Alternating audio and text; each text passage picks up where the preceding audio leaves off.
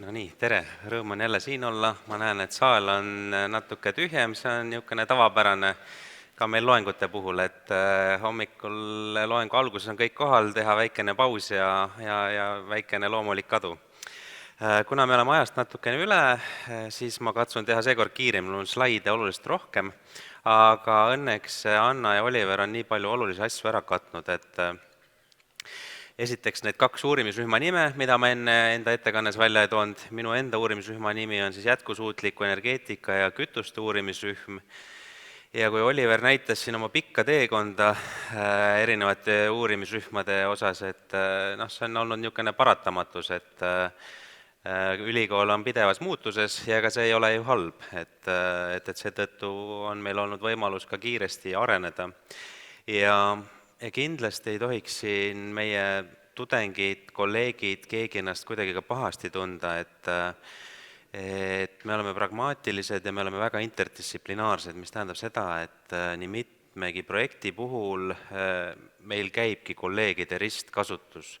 Aga kuna ülikool on andnud konkreetsed raamid, et iga teadlane peab olema ühes konkreetses uurimisrühmas, siis me oleme lihtsalt jaotanud neid inimesi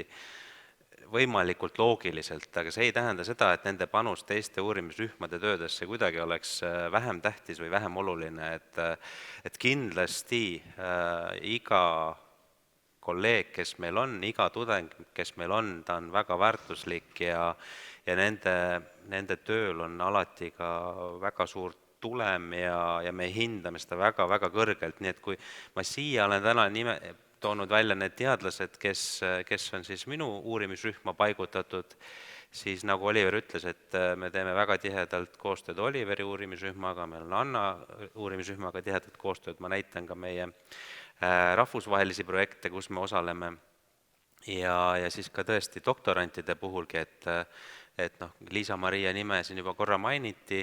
et tegelikult Liisa-Maria põhitöö ongi Oliveri uurimisrühmas, aga kuna ta algselt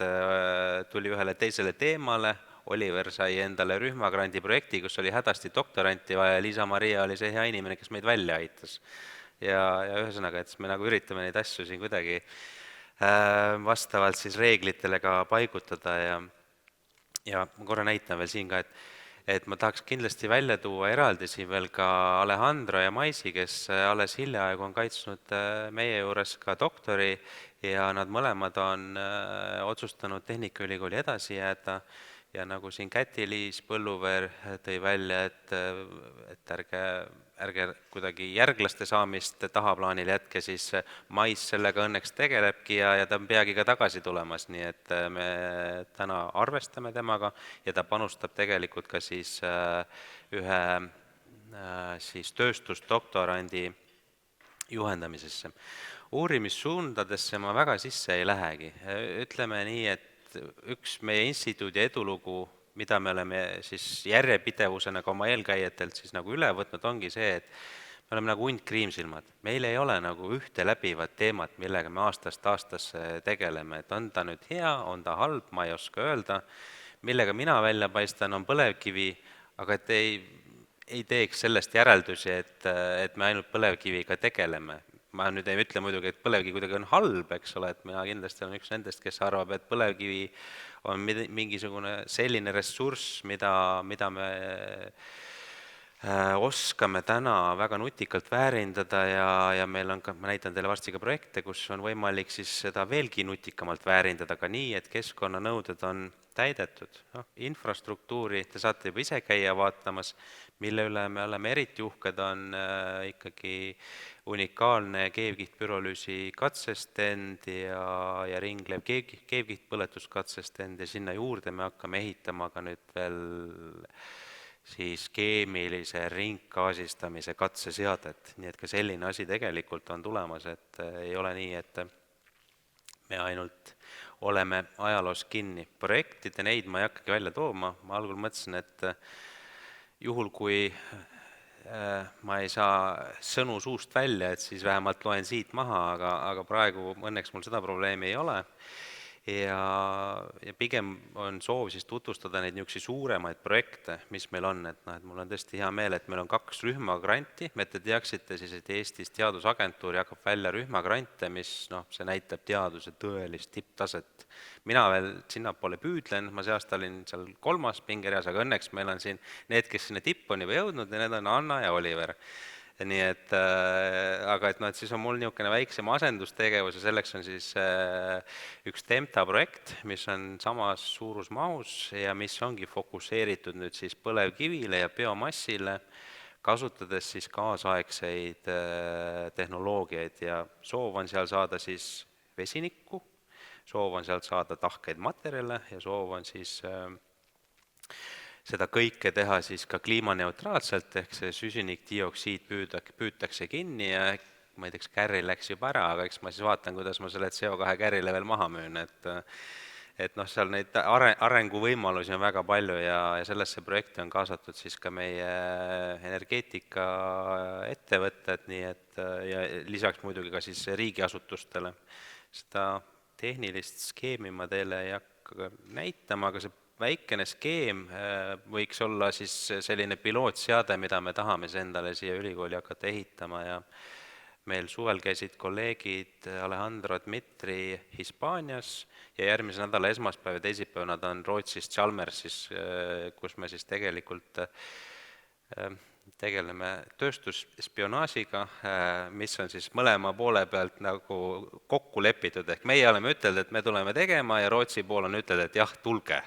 Et sama me tegelikult tegime ka Hispaanias, et ja see noh, kuidas me sellise kokkuleppe oleme saavutanud, on väga lihtne, et need katseseadmed nii Hispaanias kui Rootsis on väga hõivatud ja me sinna ei saanud minna katseid läbi viima ja siis me ütlesimegi, et aga ehitame siis ühe sellise seadme nüüd, mis on kõige parem, ehk kõige paremate teadmiste, kõige paremate tehniliste oskuste põhjal ehitatud ja me oleme andnud neile ka siis lubaduse, et kui neil on tulevikus vaja ka katseid läbi viia, siis nad saavad neid katseid läbi viia siin meie ülikoolis. Siis on üks KOSTi projekt, mis siis ongi seotud nüüd niisuguste laboritega, nagu meil on, kus saab läbi viia eksperimente, mida toetab siis selline matemaatiline modelleerimine, ehk räägime siis nagu paralleelsüsteemidest, kus siis suudetakse neid asju juba mudeldada. Välisprojektidest üks vahvamaid, eksootilisemaid on meil praegu Squares, me saame reisida ja meile makstakse selle eest. Kujutage ette, meil on seal partnerid Bhutanist, Pakistanist, Bangladeshist, Nepaalist, me oleme nendes kõikides riikides tänaseks ka ära käinud ja see on nagu väga vahva ja lisaks veel Itaalia ja Poola. Ja kui te küsite, et, no, et mis see selline projekt on, et siis kui ma enne ütlesin, et need on need teadusprojektid, siis see on üks selline ka teadmiste siirde projekt, kus me vaatame, millised on nende õppekavad, mismoodi neid õppekavasid võiks siis täiendada nii ka, et me võtame need igasugused kliimaeesmärgid ja rohepöörde kavad ka arvesse. Nii et see on väga tore võrgustik ja ma arvan ja loodan, et sellest kasvab välja järgmisi projekte, et praegu meil on juba järgmise piirkonnana välja valitud siis Ladina-Ameerika. Siis on üks Norra projekt, no sellest ma ei hakka rääkima, lihtsalt, et ei arvaks, et me tegeleme ainult siin Eestis ja siis see on nüüd see rühmagrandi projekt, mis see aasta veel rahastust ei saanud. Ja kui eelmine tundub lihtsavõitu, et siis panin natuke see keerulisema ka, nii et see on see kontseptsioon, kus meil on siis soov põhimõtteliselt toota süsinikul baseeruvaid materjale ja siis sinna sellesse süsinikku oleks võimalik hakata ka vesinikku salvestama ja kuidas seda teha siis niimoodi, et see hilisem desorbeerimine ka veel selle vesiniku siis sealt kättesaamine oleks võimalikult väikese energialõivuga. Ja teine asi on siis ka see tahkematerjal, millega me nagu tegeleme, nii et ma arvan, et see on niisugune uus unikaalne lähenemine, kus me kasutame bioõli ja selle koksistamist ja sinna paralleelselt tegelikult kasutame ka siis põlevkivitööstuse jääkmaterjali ehk ehk tuhka. Siis üks projekt, mis sai ka nüüd sisse anda, on DualPath ja noh, ütleme nii, et millal nüüd seal need tulemused tulla võiks, seda ei oska öelda, aga jällegi siin on see tooraine kohalik biomass ja siin ma saan tänada enda kolleege jällegi, Fanfani ja Alejandrot, kes on sellesse väga palju ka aega ja teadmisi panustanud. Lisaks sellele on meil ka modelleerimine, millega tegeletakse ja TAN tegeleb näiteks siin laserablatsiooniga ja tuhkade karakteriseerimisega ja siis on lisaks veel, ütleme nii, et tohutu arv erinevaid artikleid, ma nende artiklite asju siia ette isegi ei hakkagi panema, aga kuhu ma lõpuks jõuda tahan, on see, et meil on tänaseks 19 kohal olevat doktoranti, nendest 4 on tööstusdoktorant ja see on põhimõtteliselt noh, et siis üks näide, et noh, et mis selle tulemusena tegelikult me suudame genereerida, et me suudame teha ka väga palju kõrgetasemelist teadust ja lisaks sellele kõrgetasemelisele teadusele me suudame siis olla ka head partnerid meie tööstusettevõtetele. Ma just siin ees istudes tegin Kliimaministeeriumile ühe pakkumise, et noh, et see on see, kus me täna oleme ja ma loodan, et te näete, et teie koduinstituut, olgugi et nimi on muutunud võib-olla kellegi jaoks vahepeal, elab, on niisuguses heas sõiduvees ja sõidame siis alla tuult ja seda me saame teha ainult ju tänu siis meie ülikooli poolsele toele, ehk ma pean tänama siin rektorit, ma pean tänama dekaane,